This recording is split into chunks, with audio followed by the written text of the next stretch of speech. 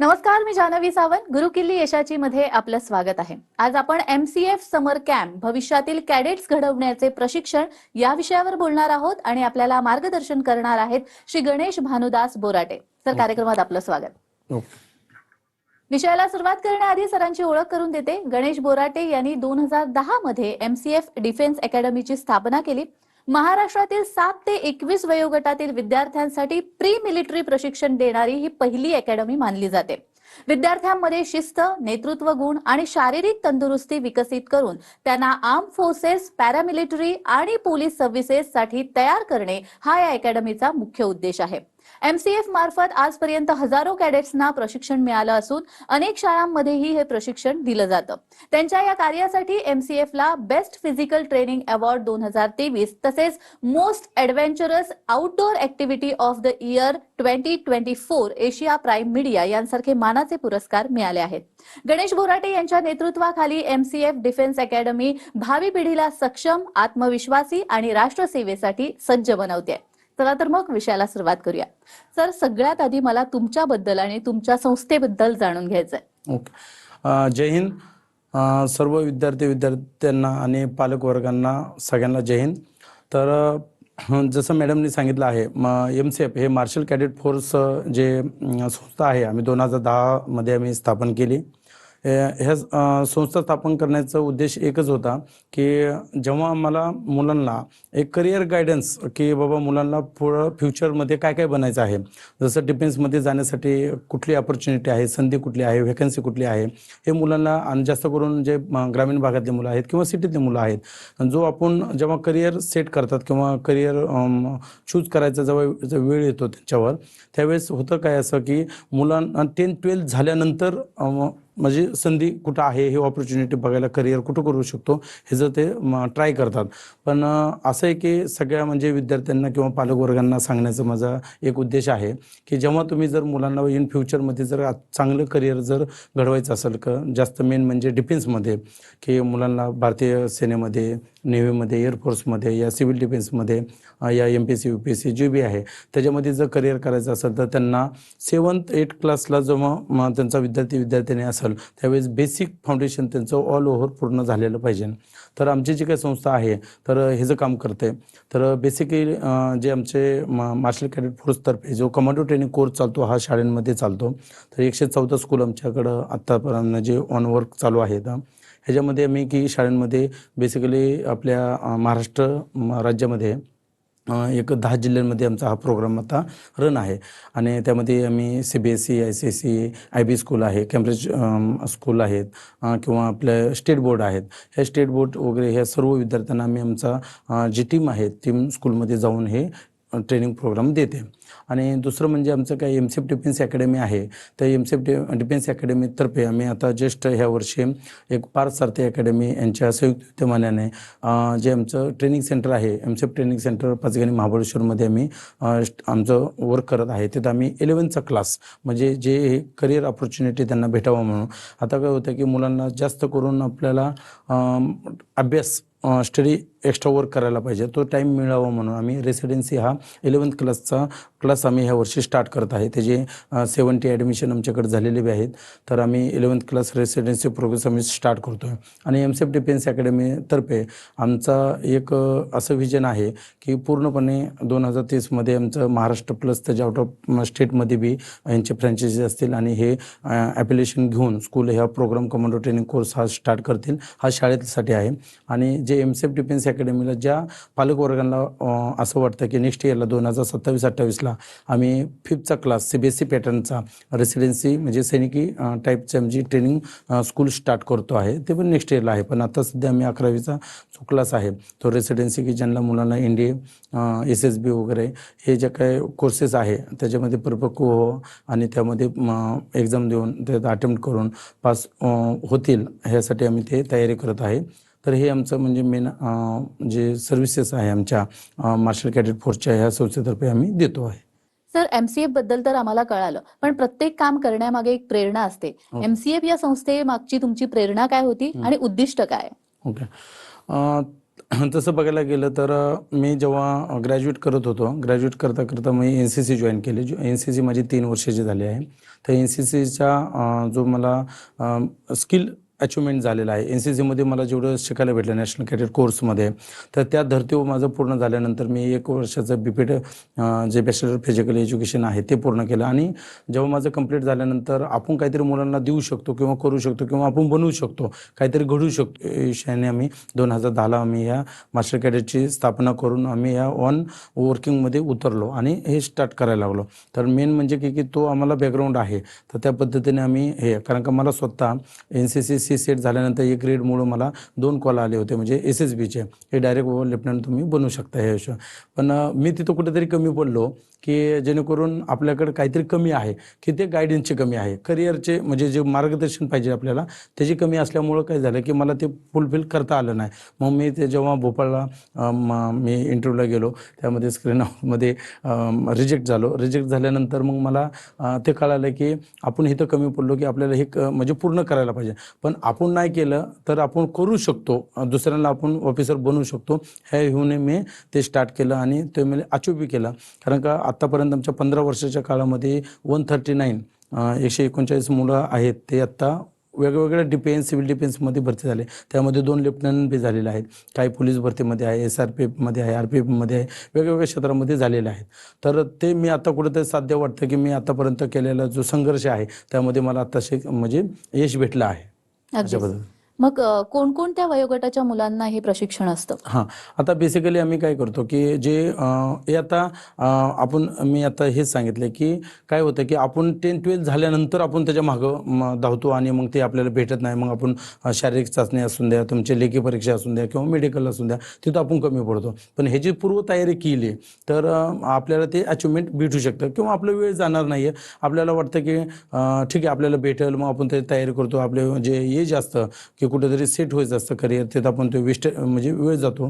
तर त्यामुळं आम्ही काय करतो की जे 7th म्हणजे इयरची मुलं आहेत, 7 वर्षीय मुलं ते 21 वर्षाच्या मुलांना आम्ही हे टीचिंग करतो. जास्त करून 7 ते 10 वर्षापर्यंत मुलांना लक्षात येत नाही, पण त्यांचं फिजिकल, त्यांचे अचिव्हमेंट पॉवर, त्यांचे ग्रास्पिंग पॉवर, हे त्यांना कॅपॅसिटी, कॉन्फिडन्स एक क्रिएट होतो. आणि 10-12च्या नंतर मग एमिंग पॉईंट म्हणजे करिअर आपल्याला कुठल्या क्षेत्रात करायचं आणि आपण काय करू शकतो ह्याच्या मग आम्ही म्हणजे पूर्णपणे कोर्स अवलंबला आहे, जो आम्ही कमांडो ट्रेनिंग कोर्स देत आहे, जो 6, 7, 8, 9चे मुलं त्यामध्ये जास्त इन्व्हॉल्व होतात. आणि 10th, 11, 12चे ज्या मुलांना बोर्ड एक्झाम वगैरे असतात त्यामुळे जास्त जरा थोडं प्रॅक्टिकलला लक्ष नसतं. पण प्रॅक्टिकल आणि थिअरी हे दोन्ही बी त्यांना करायला पाहिजे. तेव्हाच कुठेतरी त्यांचं करिअर गायडन्सला किंवा जे तुम्ही टेस्ट देणार आहेत किंवा तुम्ही एक्झाम देणार आहेत त्याला ते तुम्हाला साध्य होणार आहे. म्हणजे त्याबरोबर तुम्हाला एक सपोर्ट सिस्टम म्हणून ते दोन्ही फिजिकल आणि मेंटली हे प्रिपरेशन तुम्हाला भेटून जाईल. मग साधारण किती दिवसांचा हा समर कॅम्प असतो आणि या प्रशिक्षणामध्ये कोणकोणते घटक समाविष्ट? आता आम्ही जेव्हा हे जे कोर्स अवलंबतो हे स्कूलमध्ये आहे त्यावेळेस आम्ही स्कूलमध्ये मुलांना वर्षभर हा देतो. आम्ही 10 महिन्याचा हा CTC प्रोग्राम आहे.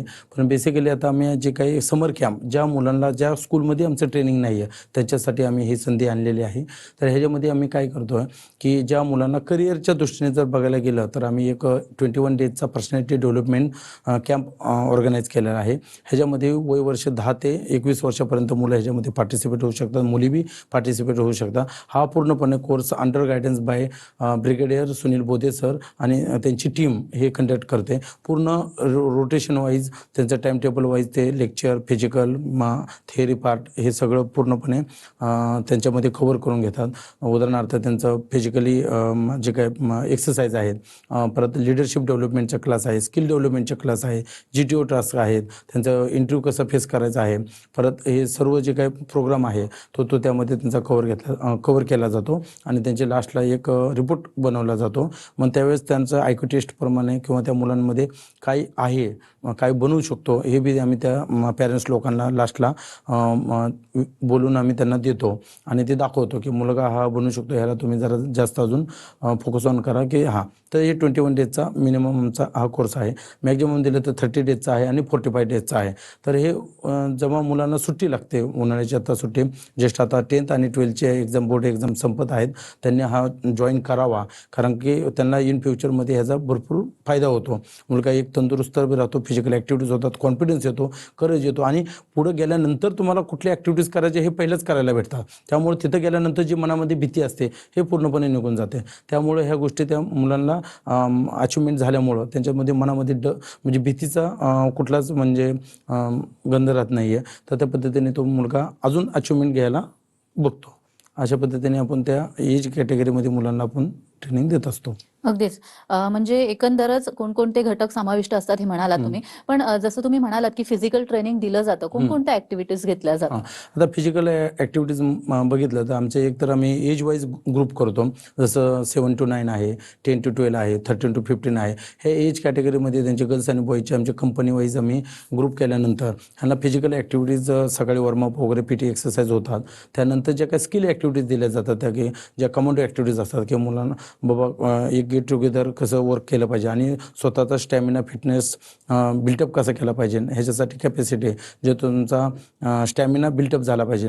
तर ह्या एक्सरसाइज असतात. त्यामध्ये आमच्याकडे काय आहे की जे आम्ही स्किल ॲक्टिव्हिटीज मध्ये बघितलं तर रायफल शूटिंग आहे, आर्चरी आहे, त्यानंतर मलखांब आहे, त्या तलवारबाजी जे मर्दानी खेळ आहे, तलवारबाजी, दानपट्टा, तर हे लाठीकाठी तो एक आपण त्यामध्ये घेतो. आणि आमच्याकडे मिलिटरी ऑब्स्टॅकल लावलेले आहेत. जवळपास 101+ ॲक्टिव्हिटीज आम्ही तिथं स्टेबल केलेल्या आहेत की ऑल तिथं मुलं येऊन ते करू शकतात. त्यामध्ये रोप कोर्स आहे, military obstacle, cadet, kids obstacle हे आणि त्याबरोबर मुलांचं ट्रेकिंग होतं. सकाळी जंगलामध्ये त्यांचं वॉर्मअप होतं. ट्रेकिंग झाल्यामुळं मुलांचा स्टॅमिना बिल्टअप होतो आणि त्यामुळं बरेच मुलं ॲक्टिव्हिटीज करून घेतात. आणि मग त्याबरोबर त्यांना बाकीचे sport activities, team building activities, survival training होतं, डिझास्टरचं ट्रेनिंग होतं. त्यामुळे ऑल ओव्हर जे जीवन जगताना त्यांना लागणाऱ्या जे काही अडीअडचणी आहेत त्याच्यावर मात करण्यासाठी जे काही पूर्णपणे ट्रेनिंग लागतं किंवा प्रशिक्षण लागतं हे आम्ही देण्याचा प्रयत्न करतो. अगदीच. हो. मला या MCF समर कॅम्प विषयी अजून जाणून घ्यायचंय. मात्र वेळ झालेली आहे छोट्याशा विश्रांतीची. कुठेही जाऊ नका, पाहत रहा गुरु किल्ली यशाची.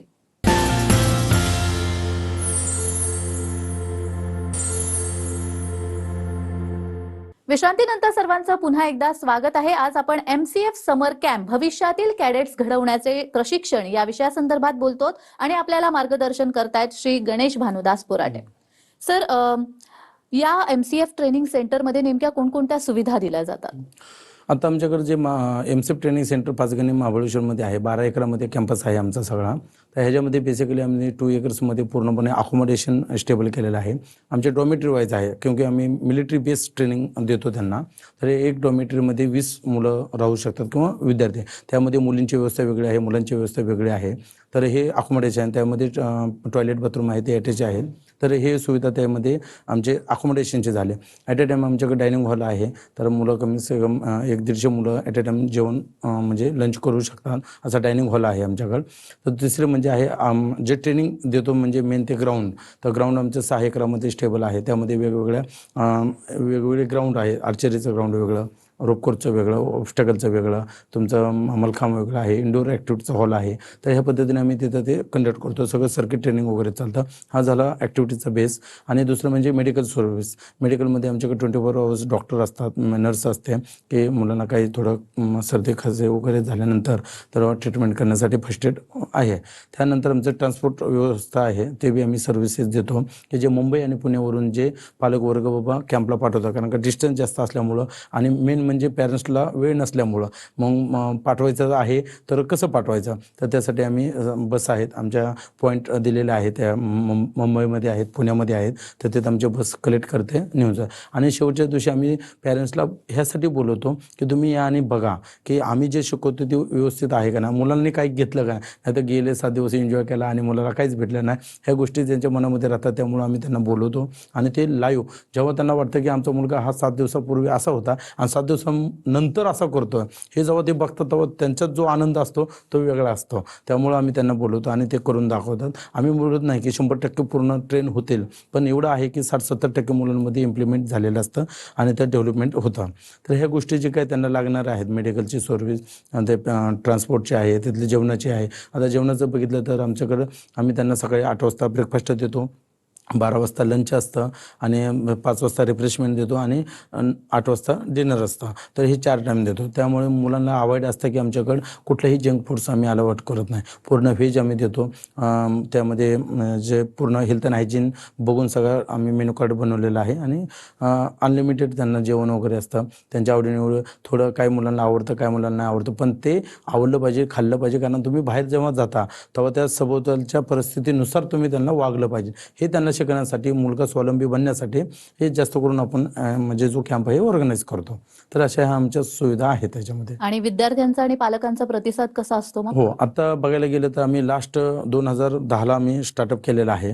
तर आमचं दरवर्षी कमीत कमी आता लास्ट इयरलाच आमच्याकडे 1700 मुलं येऊन गेली ते मार्च ते मेमध्ये. तरी लास्ट टाईमला जरा पाऊस वगैरे हे असल्यामुळे नॅचरल क्लायमेटमुळं आम्हाला थोडं जरा कमी करावं लागली बॅच. अदरवाईज दरवर्षी एवढा रिस्पॉन्स आहे की 5 days, 7 days, 15 days, 21 days, 30 days आणि 45 डेज. ऑलमोस्ट बऱ्यापैकी जेवढं आम्हाला आउटपुट महाराष्ट्र आणि महाराष्ट्राच्या बाहेरून बी आम्हाला चांगला येतो आणि चांगल्या पद्धतीने पॅरेंट्स आहे. आमच्याकडे जर आता बघायला गेलं तर एकदा मुलगा आला 7-8 इयर्सचा किंवा 7वी म्हणजे दुसरी तिसरीचा मुलगा, तो कंटिन्यू 4-5 तो कॅम्प करतो दरवर्षी. आता जर 7 दिवसाला आला तर नेक्स्टला 15 दिवसाला येईल, त्यानंतर 21 दिवसाला येईल. तो 7वी-8वीपर्यंतचा असतो आमच्याकडे असतो. तर त्यामुळं जो पॅरेंट्सचा फीडबॅक आहे, पॅरेंट्सचा ट्रस्ट आहे आमच्यावर, त्यामुळं आम्ही इथपर्यंत पोचलो आहे. तर कमीत कमी 2100 ते 2200 मुलं दरवर्षी आमच्याकडे नुसतं समर कॅम्पला येऊन जातात. तर बऱ्यापैकी आमच्याकडं म्हणजे दरवर्षीचा ग्रोईंग आमचा जो हे आहे ग्रॅप आहे तो आहे. त्यामुळं चांगला प्रतिसाद आहे आणि पॅरेंट्सला कसं वाटतं, काय वाटतं त्याच्या डेव्हलपवर आम्ही फीडबॅकवर आम्ही इम्प्लिमेंट करतो. पण हे सगळं ऐकल्यानंतर मग एक प्रश्न येतो की जर समर कॅम्पला ऍडमिशन घ्यायचं असेल तर काय प्रोसिजर असणार? हां, तर हा आमचा समर कॅम्प आहे, एमसेप समर कॅम्प आहे. हा 16वा आहे आणि हा ओपन आहे, सगळ्यांसाठी आहे. ह्यातला कुठल्याही कॅटेगरीतला मुलगा म्हणजे आमच्या 7 वर्ष ते 21 वर्ष कॅटेगरीतला गर्ल्स आणि बॉईज म्हणजे मुलं आणि मुली येऊ शकतात, पार्टिसिपेट होऊ शकतात. त्यांच्या एज कॅटेगरीप्रमाणे त्यांचे बॅचेस सिलेक्ट करू शकतात. जसं 7 दिवस, 10 दिवस आहे, 15 दिवस आहे, 21 दिवस आहे, 30 दिवस आणि 45 दिवस ह्या कॅटेगरीमधले वेगवेगळ्या ह्यांना जसं ज्यांना जे बनायचं त्या ह्याला येऊ शकतो. आणि त्याच्यामध्ये मार्च महिन्यापासून ते मे एंडिंगपर्यंत आपल्या वेगवेगळ्या कॅटेगरीतल्या हे आहे. तर इथं आमचं बघायला गेलं तर पुण्यामध्ये हेड ऑफिस आहे, पाचगणी महाबळेश्वरला तर ट्रेनिंग सेंटरच आहे आमचं, मुंबईला बी ऑफिस आहे, नाशिकला ऑफिस आहे, नगरला ऑफिस आहे. आणि आम्ही खाली कॉन्टॅक्ट नंबर वगैरे आम्ही शेअर करतो, त्यांना डायरेक्ट तुम्ही कॉल करून किंवा आमची वेबसाईट आहे www.mcepcamp.in आणि www.mcepadventures.in ह्या 2 वेबसाईट आहेत. त्याच्यावर जाऊन तुम्ही डायरेक्ट कम्युनिकेट करू शकता, डायरेक्ट फॉर्म फिलअप करून तुम्ही ॲडमिशन डन करू शकता, बुकिंग करू शकता आणि तुमची बॅच वगैरे सिलेक्ट करून तुम्ही त्या बॅचला म्हणजे प्राधान्य देऊन येऊ शकता. अशा पद्धतीने आमचं जे फॉर्मॅलिटीज आहेत बुकिंगच्या आणि मग त्यानंतर जे काही प्रोसेस आहे नंतरचे हे ऑफिसकडून तुम्हाला सगळे सांगितले जाईल. अगदीच. तुम्ही या अकॅडमीचे फाउंडर आहात, तर प्रशिक्षण घेतल्यानंतर मुलांमध्ये सगळ्यात मोठा बदल कोणता पाहिला? एक तर मुलांमध्ये काय की आता घरी मुलगा म्हणजे आईवडिलांचं ऐकतो किंवा नाही ऐकत किंवा त्याला बोललं तर तो म्हणजे फॉलो करतो रूल्स किंवा नाही करतो. आमच्याकडे आल्यानंतर आमच्याकडे शिस्त हा नावाचा एक प्रकार आहे. तो शिस्त म्हणजे मुलांना टाईम टू टाईम ऑर्डर देऊन तेवढंच त्याला काम करावं लागतं. त्याला जे काही शिस्तप्रमाणे म्हणजे पंक्च्युअलिटी एक हे बिल्टअप होते. रिस्पेक्ट त्यांना हे म्हणजे कुणाला रिस्पेक्ट द्यायचा, कुणाला कसं बोलायचं, आपलं चालण्याचं, बोलण्याचं, राहण्याचं हे सगळं चेंजेस त्याच्यामध्ये इम्प्लिमेंट करून घेतो आणि त्यामध्ये मुलांना एक सवय लागते. सवय लागल्यानंतर मग जे काय चेंजेस होतात हे त्यांना पॅरेंट्सला हे आहे आणि ह्या वयात हे झाल्या पाहिजेत. कारण का काय होतं, हे ग्रोईंग वय आहे, जे एज आहे ते ग्रोईंग आहे. ह्यामध्ये जेवढे संस्कार होतील तेवढे त्यांना चांगले आहेत इन फ्युचर. आता तुम्ही मुलांवर ह्या वयात तुम्ही लक्ष द्या, त्यानंतर तुमच्या पुढल्या फ्युचरमध्ये मुलं तुमच्यावर वेळ देणार. तुम्ही जर मुलांवर आत्ता जर लक्ष नाही दिलं तर नेक्स्ट टाईमला मुलं तुमच्यावर लक्ष देणार नाही. त्यामुळे तुम्हाला जे काही फोकस ऑन त्यांच्या ह्या ग्रोईंग एजमध्ये अंडर 10 म्हणजे 10th क्लासच्या आतमध्ये त्यांच्यावर तुम्ही लक्ष दिलं पाहिजे. मुलं डेव्हलप झाली पाहिजेत आणि संसारिक झाले पाहिजेत. तर ह्या हिशोबाने ते आम्ही देण्याचा प्रयत्न करतो. अगदीच. मग ज्या पालकांना असं वाटत असतं की काय गरज नाही अशा प्रशिक्षणाची, त्या पालकांना काय सांगाल? हां, आता कसं होतं की ज्या असं सिच्युएशन त्यांना वाटते पण त्यांचं जेव्हा एज निघून जाईल आणि जेव्हा ते त्या फेस करायला चालू करतील त्यावेळेस त्यांना आठवण येईल की आपण त्यावेळेस जर मुलाला हे शिक्षण दिलं असतं तर बरं झालं असतं. पण त्यावेळेस ते पैसा खर्च करून तो संस्कार येत नाहीत किंवा हे होत नाही. ज्या त्या वयात जे ते शिकलं पाहिजे, आपण म्हण आहे म्हणजे ज्या त्या वयात जे ते केलं पाहिजे तसंच आहे. त्यांनी ते म्हणजे लक्ष दिलं पाहिजे आणि हे आत्ताच वय त्यांना जर वाटत असं निगेटिव्ह थिंकिंग तर त्यांनी पॉझिटिव्ह थिंकिंग करून ह्या गोष्टी केल्या पाहिजेत आणि हे ट्रेनिंग घेतलं पाहिजे. कारण का आज जर लाईफ म्हणजे जीवन जगत असताना की तुम्हाला फिजिकल फिटनेस हा अत्यंत महत्त्वाचा आहे. तुमच्याकडे किती बँक बॅलन्स आहे, पैसा आहे किंवा तुमच्याकडं भरपूर आहे, तुम्हाला सपोर्ट देणारी माणसं आहेत, पण शेवट जेव्हा आपल्यावर कुठली प्रसंग येतो किंवा आपल्यावर आलेला प्रसंग आपण कसा फेस करायचा हे जर आपल्याला फिजिकल साथ देणार नसेल तर तुम्हाला काही उपयोग नाही ना तुमच्या जीवनामध्ये त्या ह्याचा आहे. तर फिजिकल असणं गरजेचं आहे. त्यामुळे एक्सरसाइज, स्टॅमिना, कॅपॅसिटी ह्या गोष्टीसाठी दररोज डेली एक्सरसाइज करणं गरजेचं आहे आणि त्याची आवड लागणं किंवा ती करून घेणं या वयात अत्यंत महत्त्वाचं आहे. तर भविष्यातील योजना काय आहेत तुमच्या? आता आमचं मार्शल डिफेन्स अकॅडमीतर्फे आमचं फ्युचरमध्ये आम्ही 11वीचा क्लास आता चालू करतो आहे की ज्यांना मुलांना क्रॅश करायचं म्हणजे क्रॅश कोर्स हा आम्ही चालवतो रेसिडेन्सी आणि त्यानंतर आम्ही 27-28 इयरला जे शैक्षणिक वर्ष आहे त्यानंतर आम्ही 5th to 12th हे आम्ही रेसिडेन्सी स्कूल स्टार्ट करणार आहे आणि 2030पर्यंत आमच्या ऑलमोस्ट इंडियामध्ये वेगवेगळे हे जे काही कमांडो ट्रेनिंग कोर्स संकल्पना आहे प्रत्येक शाळेमध्ये राबवायचा आमचा प्रयत्न आहे.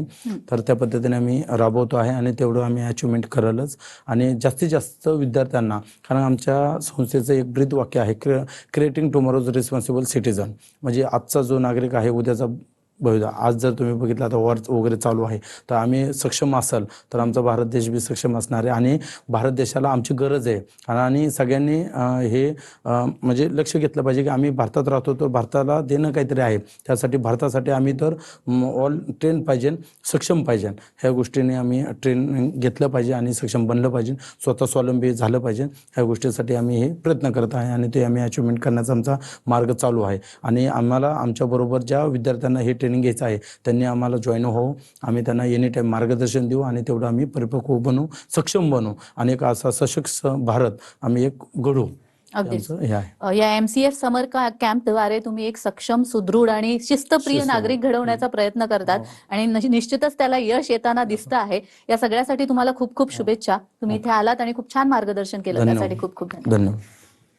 तर गुरुकिल्ली यशाची मध्ये आज आपण इथेच थांबतोय. पुन्हा भेटूया एका नवीन विषयासह. तुम्ही कुठेही जाऊ नका. पाहत रहा TV9 मराठी.